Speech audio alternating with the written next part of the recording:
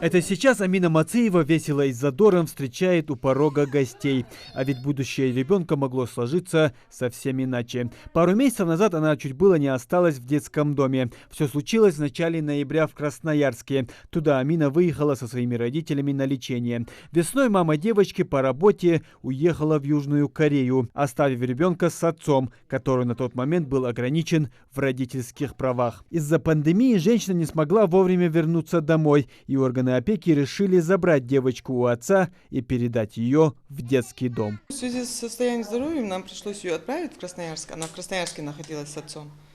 Так как отец вышел из дома за продуктами, ребенок остался, его тут же забрали опеки уже. Узнав об этом, родная тетя девочки по отцу Зинаида вылетела в Красноярск, чтобы забрать Амину обратно в семью. Но ей это не позволили. Самостоятельно оформить опекунство в городе, где она никого не знала, для женщины оказалось делом сложным. Тогда она и решила обратиться к уполномоченному по правам ребенка в Ингушетии Зареме Чахкиевой. И мы вышли на связь с нашей коллегой, уполномоченной по правам ребенка Красноярска. И мы совместно с Анной Юрьевной Кузнецовой сделали все возможное, чтобы девочка была у себя на родине и у своих близких. Естественно, конечно, были и трудные моменты, делали все возможное, чтобы ребенок все-таки оказался у себя дома.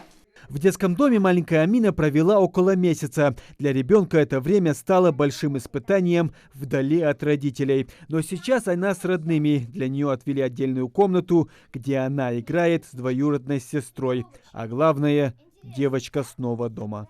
У тебя сейчас сестренки еще есть. Дружишь с ними? Ругаться не будешь? Нет, у меня есть еще Ксюша подруга. Где она? Но она живет с другой бабой рядом.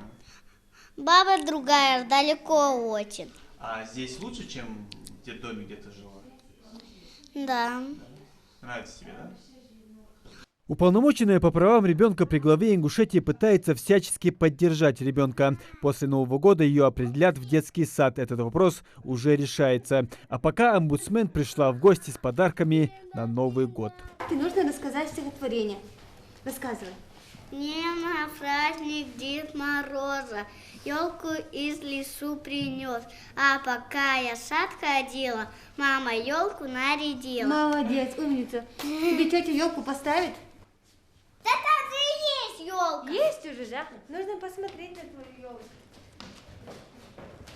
Для Ингушетии, где нет детдомов и домов престарелых, эта новость стала резонансной. Ведь у нас не принято отказываться от детей и тем более отдавать их в детдома. А в судьбе Амины Мацеевой эта страница жизни уже перевернута. Муслим Ганиев, Майрбек Миржоев, Новости 24.